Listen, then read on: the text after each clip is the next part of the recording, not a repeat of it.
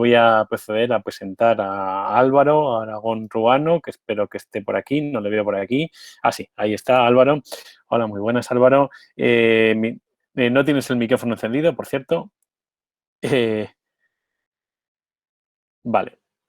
Ahora sí. Vas cargando. Ahora sí, ahora está correcto. Bueno, pues presento a Álvaro, que es una persona que ha estado con nosotros en el grupo de investigación durante bastante tiempo, lo conocemos bien. Voy a intentar hacer una presentación muy rápida tuya, aunque bueno, es difícil, debido a que, bueno, Álvaro, que leyó la tesis en el año 2000 sobre un tema sobre los bosques, pero bueno, Álvaro tiene una producción importantísima, muy, muy extensa, con unos temas muy diversos, centrados fundamentalmente sobre Guipúzcoa y las provincias vascas y Navarra, pero que has abarcado una multitud de temas realmente impresionante. Empezaste con el bosque, ahora sigues con las maderas, pero has hablado de ganadería, de transporte, de fiscalidad, de comercio, de construcción naval, de construcción de armas, además en un periodo cronológico muy, muy extenso, como podría ser desde la Edad Media a todo el siglo XVIII, ¿no? Sin más, te doy la palabra para no quitarte tiempo y sobre todo para ver si podemos tener 15 minutos de descanso entre medias. Muchísimas gracias, Álvaro, por participar con nosotros, te lo agradecemos mucho de nuevo, y nos vas a hablar de la defensa de la riqueza forestal en la frontera vasco-navarra durante el siglo XVIII. Muchísimas gracias, Álvaro. Gracias a ti, Antonio, por la presentación y gracias también a los organizadores por haberme invitado. Lo cierto es que escuchando las conferencias de estos días creo que voy a ser un poco heterodoxo porque no voy a seguir la línea de la historia militar sensu estricto. Sí que voy a hablar de defensa de la riqueza forestal y de la frontera, pero no desde un punto de vista militar. Así que mi exposición va a ir un poco por otra línea más, bueno, social quizás, pero bueno, creo que hay algunas cuestiones que pueden ser interesantes y que pueden conectar con lo que se ha dicho hasta ahora. Bien, hay que tener en cuenta que estamos hablando de un entorno, que es el vasco-navarro, pues que tiene, digamos, como ya ha explicado anteriormente Imanol, una frontera que, bueno, es una frontera porosa, porque viven a los dos lados, comunidades que tienen cierta conexión lingüística, cultural, incluso hay relaciones comerciales muy fluidas, más aún hay relaciones personales, porque, gentes del País Vasco francés o de la zona de la Baja Navarra, etcétera, se casan, van a casarse al sur de los Pirineos o a trabajar como sirvientes, como pastores. Entonces, debemos entender que es una frontera que todavía no está completamente definida hasta los tratados de Bayona de 1856 y que es una frontera que, además de no estar definida, pues tiene contactos muy fluidos entre las comunidades que viven a los dos lados. Con lo cual va a ser muy difícil de controlar realmente. Y bueno, de lo que vamos a tratar de hablar es de pues la persecución o la limitación y la prohibición de las sacas ilegales de materiales forestales, principalmente desde el área española hacia el área francesa. Bueno, básicamente me voy a centrar en el siglo XVIII, pero como podéis ver ahí, algo tengo que contar también de la época anterior y de la posterior. Con respecto al siglo XVII, vemos que un periodo de importante incidencia es el periodo que va entre 1600 y 1630, que coincide además con un periodo de gran preocupación por parte de la administración monárquica española en torno al contrabando en toda este área, puesto que, como es un periodo de guerra con las provincias rebeldes, con las provincias unidas, no se puede realizar un comercio directo, con lo cual se utiliza el subterfugio de la instalación de los holandeses o de los miembros de las Provincias Unidas en los puertos vasco-franceses, principalmente en Bayona y en San Juan de Luz, y a través de ahí introducen productos de contrabando por Navarra en el resto de la península o por Guipúzcoa por mar y reciben productos a su vez perdón, desde estas latitudes, ¿no? Principalmente en lo que respecta a los materiales forestales, pues son remos, son básicamente remos, maderas, algunas breas, básicamente. Bueno, luego pasamos ya al siglo XVIII y uno de los momentos álgidos de esta extracción de materiales coincide precisamente con la Guerra de la Cuádruple Alianza, bueno, anteriormente la Guerra de Sucesión, y la presencia de tropas y de miembros de la corona francesa en territorio guipuzcoano y también en territorio navarro.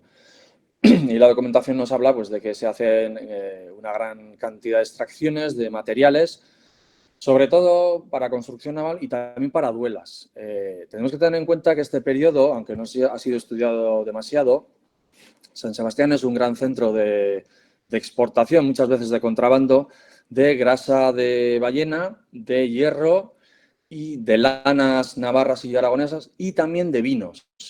Vinos, además, que se exportan con el sello de españoles. Sin embargo, en muchos casos son vinos importados desde Francia que luego se envasan en los toneles con sello de procedencia, digamos, pues de la Rioja Alavesa, de Navarra, de la Rioja Logroñesa, etcétera. Pero en realidad son vinos de contrabando franceses, puesto que los vinos franceses no se permitían. Al estar en guerra Inglaterra y Francia, se hace pues un boicot a los productos franceses y no se permite entrar.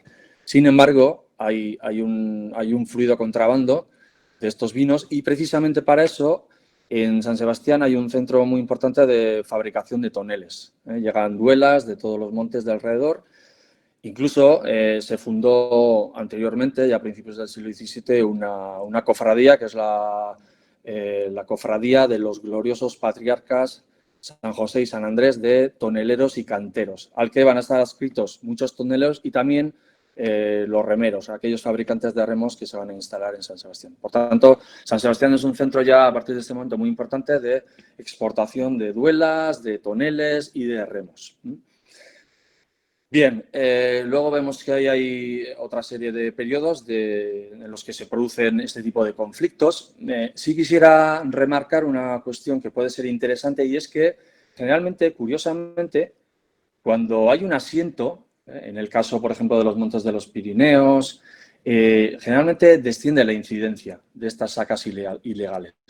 Y bueno, ello, por supuesto, puede tener su lógica, como veremos más tarde. Volveré sobre este tema, pero quiero que quede constancia de que casualmente, a excepción del primer periodo, pero claro, el primer periodo tenemos que tener en cuenta que está el asiento de Goyeneche en el Pirineo, pero estos conflictos a los que me he referido no se producen allí. Allí no hay constancia de que haya sacas ilegales, ni robos, ni entrada de franceses.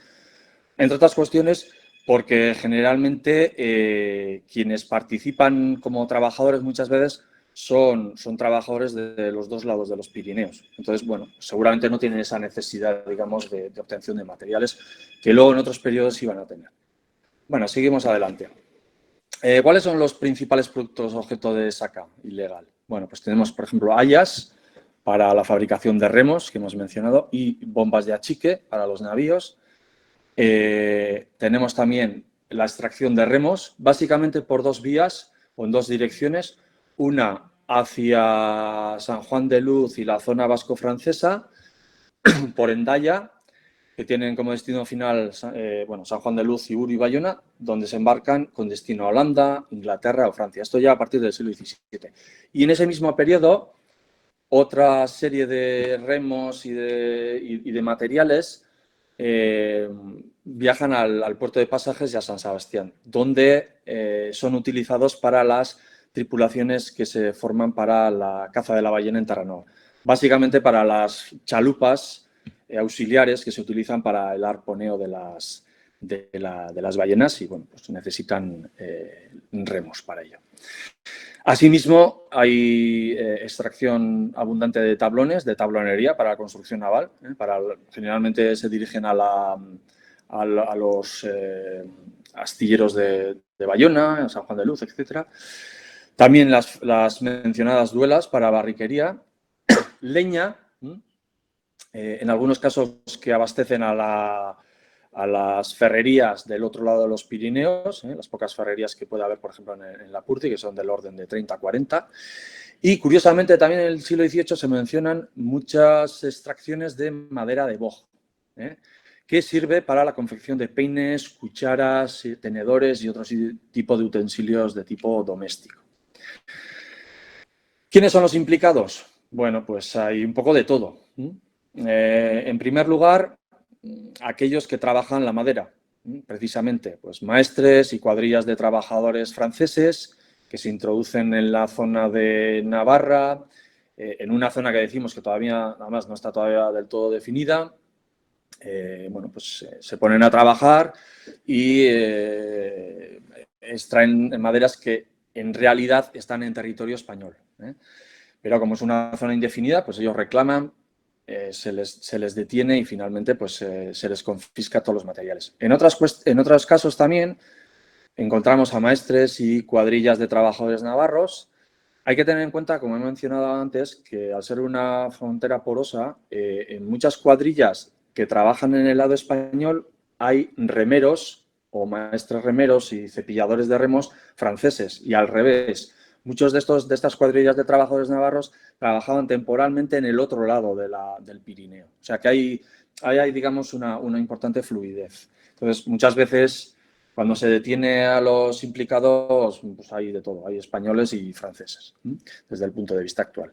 Por ejemplo, en el año 1751, a una serie de cuadrillas de bastaneses se les acusó de cortar gran cantidad de madera para llevarla a Viriatú, bueno, muchos remos y luego pues hasta, creo que el número puede ser incluso exagerado, pero bueno, se habla de 8 millones de duelas para barriquería. En 1825 se acusa a la villa de Chagavía de haber vendido desde 1816 del orden de unos 25.000 remos a mercaderes franceses.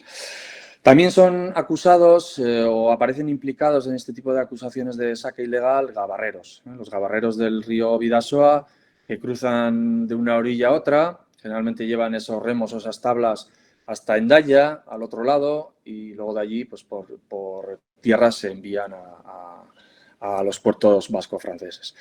También aparecen los comerciantes de duelas implicados y acusados, y luego, por supuesto, por las instituciones. Esto, por supuesto, no sería posible sin la implicación de aquellos que vigilan precisamente de los caminos, de los pasos, de las aduanas y de la frontera. Y en algunos casos pues, se acusa a los gobernadores de los puertos de Ochagavía, por ejemplo, o al alcalde mayor del Valle de Salazar. Y en la mayoría de los casos se acusa de dejación, en muchos casos, o de estar implicados de cohecho, diríamos hoy día, a los miembros de los concejos de los municipios vascos y navarros. Entre ellos, pues, los fronterizos Irún, Oyarzun, Fuenterrabía, Baztán, Ochagavía, aparecen en la documentación. ¿Cuál es el modo de actuación? Bueno, básicamente, en algunos casos actúan de noche y con nocturnidad y alevosía para no ser vistos, con conciencia completa de que están cometiendo una ilegalidad, pero la mayoría de los casos se produce a plena luz del día. Generalmente median acuerdos con municipios, son particulares que han firmado contratos con municipios, pero sin la sanción del virrey. Y es entonces cuando interviene el virrey, estableciendo la prohibición. Eso da lugar a conflictos de jurisdicción, por supuesto, pero finalmente se impone la decisión del virrey y muchos de estos materiales son confiscados. Generalmente los materiales llegan al lado francés por dos vías. Uno, por el río Bidasoa, todos aquellos montes en torno al Baztán, Cinco Villas, etcétera, que con gabarras descienden del río Bidasoa, perdón, y llegan hasta Hendaya y de allí por tierra llegan hasta San Juan de Luz y luego ya ahí pues, se exporta hacia Holanda, Francia, Inglaterra. Y la otra vía es la extracción en carros desde el Valle de Salazar, también hasta San Juan de Luz y luego de allí por mar hasta Bayona y posteriormente pues, a los países europeos que demandan este tipo de productos. ¿Cuáles son las zonas afectadas? Bueno, depende también de la coyuntura. A principios del siglo XVIII, hemos mencionado, sobre todo la primera mitad, se produce una importante extracción de materiales desde los montes de Aramayona y Altuve, por Bilbao e incluso llegan también por Guipúzcoa y son extraídos principalmente a la zona de Francia. Y luego también encontramos numerosas noticias de extracciones ilegales desde los municipios guipuzcoanos cercanos a la frontera con Francia. Esto básicamente hasta 1750. Sin embargo, en la segunda fase ya desaparecen los municipios guipuzcoanos, entre otras cuestiones porque ya la riqueza forestal ha disminuido y porque sobre todo la extracción se está centrando en los ríos, en los bosques en torno al río Bidasoa. En esa fase, en la segunda mitad del siglo XVIII, generalmente los testimonios de sacas ilegales se centran en la zona de Navarra, en el Valle del Baztán y también en la zona pirenaica, en el Valle de Salazar. ¿De acuerdo? Bien, ¿qué medidas preventivas se establecen? Bueno, pues en principio la legislación ya establecía, en la nueva recopilación, establece que se pueden extraer tablas y maderas, pero hacia el reino extranjero o en su caso también a los astilleros guipuzcoanos o andaluces para el Real Servicio, pero siempre mediando registro. Es decir, tienen que pasar por las tablas navarras, es decir, por las aduanas, y tienen que dar registro. E incluso a los 6 meses deben enviar al virrey la tornaguía. Es decir, tienen que pasar con la guía cuando pasan al otro lado y luego a los 6 meses tienen que enviar la tornaguía de vuelta. Curiosamente, esto no ocurre para la leña, no es necesario el registro, seguramente porque las cantidades serían menores, bueno, se transportaría en carros, pero generalmente en acémilas. Y bueno, el impacto para la masa forestal, porque generalmente lo que se hacía era el corte de jarales o en su caso ya a partir del siglo XVIII empieza la aparición ya de los trasmochos, pues son las ramas y no se afecta tanto a la masa forestal, con lo cual en este caso no se solicitaba registro. Sin embargo, a partir de aquí ya en el siglo XVIII se ve que se toman una serie de medidas precisamente en ese contexto que hablábamos de la guerra de la Cuádruple Alianza, de la extracción masiva de materiales por parte de los franceses en torno a los años 20 del siglo XVIII. Las Cortes de 1724-26 establecen la prohibición de extraer maderamente tablas y leña, carbón y remos a Francia so pena de 500 libras. Y prácticamente se mantiene así pues hasta finales del siglo XIX. Se establece precisamente entonces pues que sí se produzca ya la extracción de hayas y remos. Claro, hay que tener en cuenta que ya para esta fecha se ha producido el desastre de Trafalgar, que la Armada Española está como está y que seguramente los materiales se están perdiendo porque no hay demanda por parte... Hay alguna contrata, algún asiento, pero son contratos menores. Generalmente ya no son para materiales de construcción, sino para utilización en los propios arsenales. Entonces, la mayor parte de esos materiales se empiezan a extraer o hay una demanda fuerte desde Francia y el virrey, mediando licencia, permite la extracción de hayas y remos a Francia en estos tiempos. Bueno, junto con estas medidas, digamos, administrativas, también se establecen coyunturalmente algunas prohibiciones. Por ejemplo, en el contexto de la guerra entre Francia y España en tiempos de Luis XIV, en 1697, se establece que la libertad de extracción queda restringida a lo comestible, lo bebible y lo ardible. Es decir, en este caso la leña sí se acepta, pero no el resto de materiales. La tablonería o las duelas o los materiales de construcción no irían, digamos, insertos en esa libertad. Luego hay una serie de prohibiciones específicas, como la de 1724 en el caso de Guipúzcoa y los montes de Aramayona y Altuve. El rey Luis I es el que firma la Real Orden, en lo poco que reina, pues estableció este Real Decreto. Y luego ya en el caso de Navarra, pues tenemos prohibiciones específicas en 1696, 1737, 1751, y luego ya ha entrado el siglo XIX, pues hasta el año 1826, justo hasta el inicio de lo que luego veremos que es la Guerra de los Límites. Asimismo, algunas medidas coyunturales se establecen, por ejemplo, para evitar la exportación de maderas de la zona de Aragón hacia Francia y para eso se aumentan los derechos de paso de maderas también de vino desde Aragón, también en el mismo contexto. Y asimismo, ya para finales del siglo XVII, un Real Decreto establece que el comercio únicamente se pueda desarrollar durante el día para que pueda ser controlado. ¿De acuerdo? Eso significa que seguramente el comercio y el contrabando nocturno era mucho más habitual de lo que la documentación a veces vislumbra. Además, en las contratas que se establecen con los municipios, se establecen condiciones específicas para prohibir o prohibiendo la venta de remos con destino a Inglaterra y a Francia. Y luego ya en el siglo XVIII, cuando aparece ya el famoso resguardo de rentas del tabaco, también tiene un cierto impacto porque bueno, se produce una cierta militarización del orden público y el control de las fronteras y se establece lo que algunos autores han dado en llamar un auténtico ejército de guardas que, como vemos, paulatinamente va aumentando en el siglo XVIII en Navarra y que también bueno, pues van a participar digamos, en la persecución de estas sacas ilegales. Básicamente ya cada vez más a finales del siglo XVIII y comienzos del XIX. En casos concretos, pues vemos que cuando Plácido Correa está presente en la zona de Irati, en 1783, expulsa los asentamientos franceses en la parte española, en esa zona que todavía estaba sin definir, porque se va a empezar a definir 2 años después, en 1785, con el Tratado de Elizondo, y destruye las barracas de los trabajadores e inutiliza algunas sierras de agua que estaban instaladas para el corte de materiales.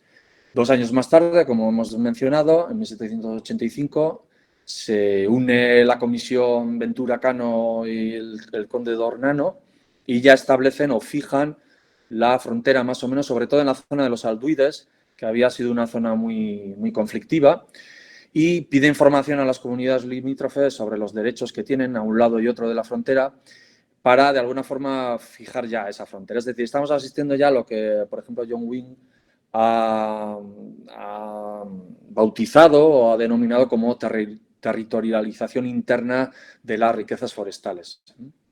Vemos que incluso la propia, como mencioné posteriormente, la propia conflictividad obliga a ello. Muchas veces no se sabe muy bien si es el propio Estado el que tiene ese interés o se ve de alguna forma obligado para, de una vez por todas, acabar con ese tipo de conflictividad que hay entre las comunidades de los dos lados del Pirineo y de la frontera. Bueno, aquí tenemos el entorno del sector de los Alduides, que es tan conflictivo y es el que de alguna forma provoca el Tratado de Elizondo de 1785. Vemos aquí, una vez establecido el tratado, la serie de líneas y serie de condiciones que se establecen para el aprovechamiento por parte de los pastores de la zona de Baigorri, Urepel, etcétera, en esta zona del Quinto Real o de los Montes Alduides. Vemos que queda fijada ya la muga o la frontera en el 85, que es como ha quedado actualmente.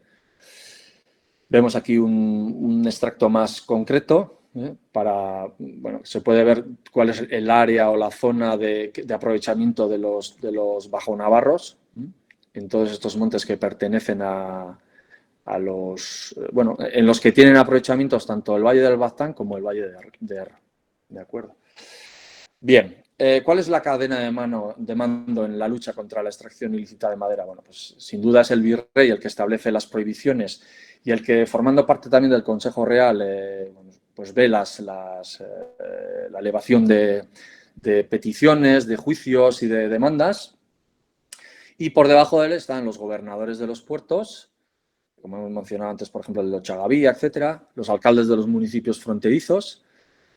Curiosamente, en el siglo XVIII, el alcalde de Baztán, al mando de un destacamento de 40 vecinos, apresó a varias cuadrillas francesas que estaban extrayendo madera, estaban cortando sin permiso madera en los montes del Baztán. O sea que los alcaldes también son los que se encargan de alguna forma de velar por esta riqueza forestal, que por supuesto, claro, es esencial para las comunidades locales. Y luego también está el abad de Urdax, que tiene una jurisdicción especial porque es como una especie de estado dentro de, o entre dos estados. Sería una especie de Andorra en la época, hasta luego finales del siglo, hasta que se establecen ya perfectamente las fronteras, pero el abad de Urdax, del monasterio de Urdax, tenía jurisdicción eclesiástica y civil, curiosamente, tanto en Urdax como en Zugarramurdi, que hoy día están en la parte española, como en Ainhoa y Sara, que están actualmente en la parte francesa.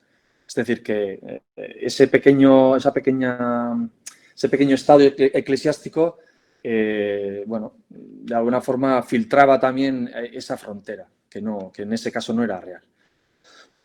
¿Cuáles son las penas aplicadas? Bueno, generalmente los materiales extraídos ya cortados se confiscan y se hace uso de ellos en los astilleros españoles. Vienen los astilleros vascos o se envían a Andalucía para el Real Servicio. O sea que no se tiran los materiales, sino que se confiscan y se reutilizan. Generalmente a aquellos a los que se les ha confiscado se les impone una serie de multas, pueden llegar hasta 600 libras, o se les imputa también una pena de cárcel, como ocurrió, por ejemplo, en el caso de Urdax, que fue el propio abad de Urdax con una pequeña cuadrilla de hombres armados, el que apresó a una cuadrilla de franceses y los tuvo en la cárcel durante varios días, en la cárcel del monasterio, ¿se entiende? Bueno, y luego finalmente también hay penas incluso de galeras, penas mucho más duras, que llegan a imponer 5 años de galeras, en algún caso. Sobre todo en ese que hemos mencionado de los años 20 del siglo XVII, se establece una pena de galeras. Bueno, volvemos un poco a insistir en que son fronteras porosas y que es muy difícil luchar contra esta saca ilegal. ¿Por qué? Porque los propios habitantes de los dos lados de la frontera están interesados en ello. Es decir, es una manera de vida para ellos, aparte de otro tipo de contrabando y de sacas ilegales. Pero es que el de la madera también es una manera de obtener ingresos. Entonces, es muy difícil cortar esas actividades y esas costumbres. De hecho, traigo aquí, para demostrarlo de alguna forma, dos alegatos. Uno es el del Valle del Roncal, que a finales del siglo XVIII, precisamente ante la prohibición del virrey de la extracción de materiales, dice que eso supone la ruina total de sus pobres fieles vasallos, que sin el remedio soberano que esperan, se verán en la triste amarga precisión de desamparar su amada patria, confinante con el reino de Francia, en la que han tenido la gloria de ser sus pechos, la muralla y baluarte inconquistable contra las invasiones enemigas. Volvemos un poco aquí al discurso de frontera que se repite también en el caso de Vizcaya, de Guipúzcoa, incluso de Álava y de la propia Navarra, ¿no? De que, bueno, es una tierra estéril, pobre, que necesita que haya comercio libre y si no se permite la extracción de materiales o la importación de bastimentos, pues se va a despoblar y entonces no va a poder ser defendida del enemigo francés. Y en segundo lugar tenemos un testimonio ya de comienzos del siglo XIX, ya desde una perspectiva mucho más capitalista, de búsqueda del beneficio particular, por parte de Francisco Gregorio Gracia, que era marqués de Valle Santoro, aunque residía en la ciudad de Sangüesa, y que intentó extraer varias, desde sus propios árboles, que estaban situados en la zona de Irati, varias partidas de madera de haya y varios remos para venderlos en Francia. Y obtuvo la prohibición inicial del virrey, aunque luego finalmente le permitió, le dio permiso para poder extraer los materiales que además ya tenía cortados. Y dice, en este caso, bueno, un pequeño alegato que en otras ocasiones también he repetido, pero que creo que en este caso también viene un poco, bueno, no está de más recordar. Y dice, de otro modo, podrá esperarse que de otro modo podrá esperarse que se fomenten las plantaciones con más esmero que hasta ahora, porque el interés es el resorte más eficaz para que los hombres obren con actividad y se esmeren en sacar de sus propiedades todas las ventajas posibles y en esa atención. Es decir, que si no nos dejan sacar los materiales, nosotros nos vamos a cuidar del bosque y el bosque se va a perder. Entonces, si no hay un interés por detrás y no hay una opción de beneficio, las comunidades, los particulares, no van a cuidar no van a cuidar esa riqueza forestal con la que cuenta, digamos, Navarra y las provincias vascas. Entonces creo, bueno, que es bastante esclarecedor este último. Además, muestra muy bien cuál es la nueva política en torno, por ejemplo, a los montes de Irati, porque a partir de ahora, cuando ya de alguna forma finaliza o se reduce el interés de la propia Armada Española, empieza la extracción de materiales para la Armada Francesa y para y para, bueno, pues para diferentes comerciantes franceses que en este momento están firmando una serie de contratas. Incluso la extracción también de maderas para la fabricación de cristal en la zona cercana a los Pirineos. Bueno, es bastante interesante cómo a partir de ahora hay un uso diferente de los materiales. Bueno, veo que voy bastante rápido, pero bueno, luego así, si hay turno de preguntas, pues conseguiremos, digamos, ajustarnos al tiempo. Bueno, para concluir, toda esta visión un poco general que he dado de esta conflictividad en torno a la saca ilegal de materiales desde los montes de Navarra y de Guipúzcoa. Clarísimamente vemos que hay un choque de intereses, al fin y al cabo. Están, por un lado, los intereses de la corona frente a los intereses de las comunidades fronterizas, que muchas veces pues, chocan de alguna forma, se confrontan. Por otro lado, también vemos que hay, y empieza a haber cada vez más, cuando entramos ya en el siglo XIX, a haber un choque de intereses entre la propia corona y los particulares, que son dueños de bosques en las zonas cercanas a la frontera. Dentro de ese contexto hay un enfrentamiento claro entre el interés de la Marina Real y los contratistas y los propios municipios, siempre teniendo en cuenta que muchas veces la Marina Real no tiene en cuenta las necesidades de los propios municipios, paga muy mal los materiales que extrae y generalmente paga tarde, con lo cual los municipios muchas veces pues, se ven damnificados. Además, estamos en un contexto, el de finales del siglo XVIII y comienzos del siglo XIX, en el que estos municipios de la frontera vasco-navarra se han endeudado porque han tenido que sufrir y han tenido que soportar los gastos resultantes de los conflictos armados que se han sucedido. Primero la guerra de la Convención, luego la guerra de la Independencia, luego posteriormente la entrada de los 100.000 hijos de San Luis y posteriormente la guerra de las guerras carlistas. Con lo cual, para hacer frente a esas deudas que han contraído, la única manera, el único patrimonio real que tienen son sus montes y sus bosques. Con lo cual, se ven obligados, de alguna forma, indefectiblemente, bueno, pues a extraer esos materiales, a sacarle provecho a los montes, pues a través del pasto de ganado o a través de la extracción de materiales para la construcción naval y la construcción de edificios. En un ámbito en el que realmente todavía no existen realidades nacionales.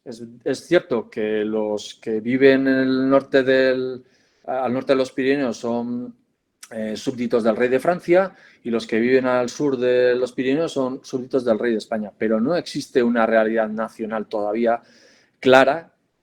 Es ahora cuando con los conflictos además se va a ir estableciendo, se va a ir conformando. Es decir, son realidades transnacionales en las que se comparte cultura, muchas veces lengua, hay relaciones interfamiliares, relaciones comerciales. Entonces es muy difícil poder fijar una frontera y controlarla. Son fronteras muy porosas y permeables en las que hay una gran movilidad laboral. Es decir, por ejemplo, allá, cuando se querían completar las almadías para llevarlas a Tortosa, se tiraba de almadieros del norte de los Pirineos, porque no había suficientes en el sur. Para la fabricación de remos, lo mismo. Las cuadrillas están formadas por remeros o por constructores de remos del norte del sur de Francia y gente de Navarra o del País Vasco. Para la tala, 3/4 de lo mismo, e incluso también para el transporte. Además, en algunos casos, algunos comerciantes franceses utilizan testaferros navarros o españoles para poder obtener las contratas. Y bueno, todo esto de alguna forma funciona gracias a la connivencia de los guardas, de las autoridades que de alguna forma vigilan esas fronteras. Además de la poca aplicabilidad o de la poca eficacia, a pesar del número, que como hemos visto antes va en aumento, de las guardas de los resguardos del tabaco. Porque en Navarra, gracias a los estudios que se han hecho, pues se sabe que el resguardo se veía, pues, por ejemplo, Sergio Solves, nos hablan de ello, se ha hecho, bueno, se considera como algo ajeno. A lo largo del siglo XIX, los conflictos con los franceses se van a recrudecer. Sobre todo en el periodo de la llamada Guerra de los Límites, entre 1827 y 1856, hasta que ya las fronteras definitivamente se fijan gracias al Tratado de Bayona de 1856. Porque en la mayoría de los casos son los franceses los que intentan hacerse con las riquezas forestales de Irati en un momento en el que todavía, como decíamos, no está bien definida la frontera.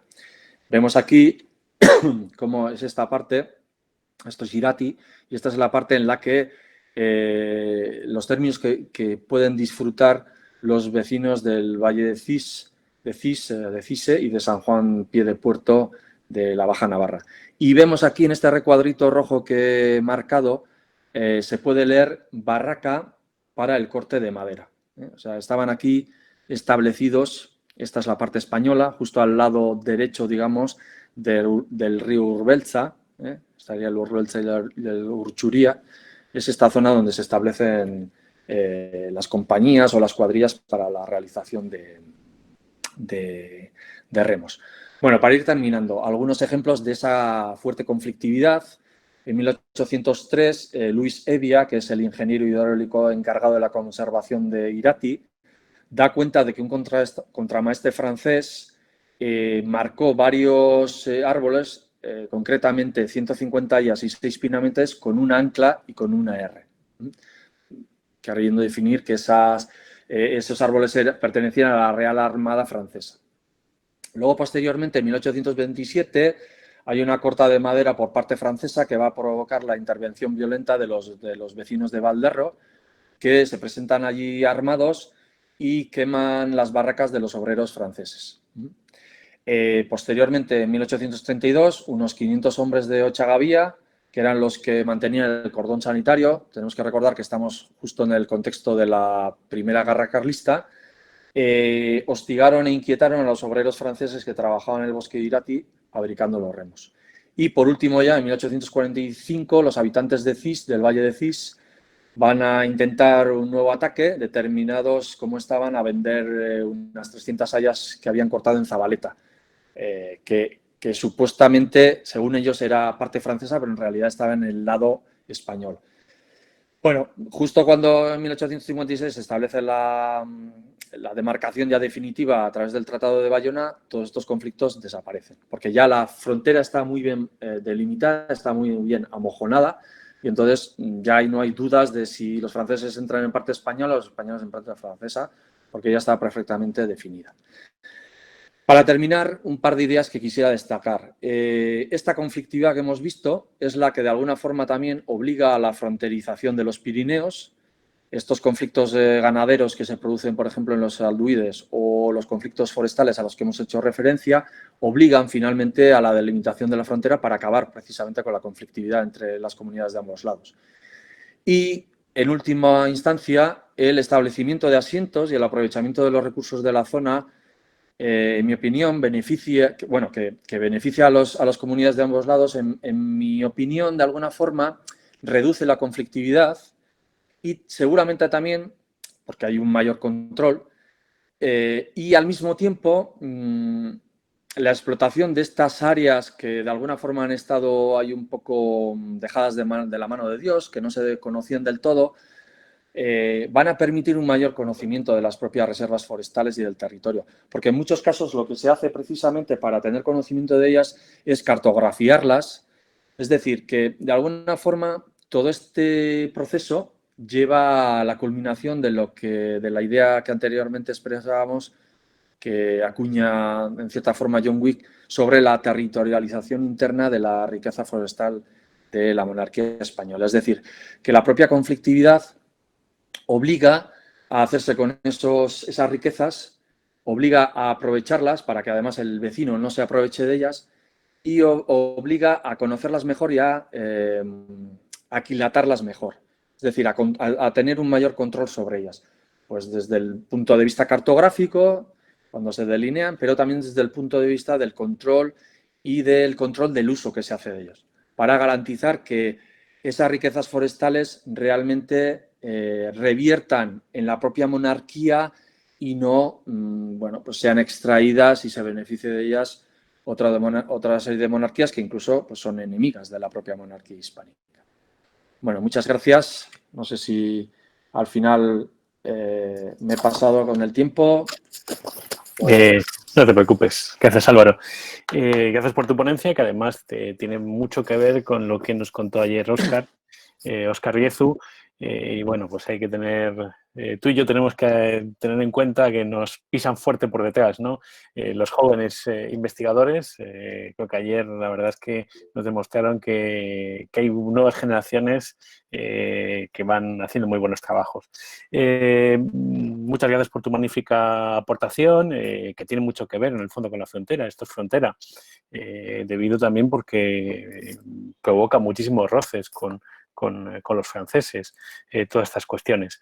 Muchísimas gracias a todos. Gracias.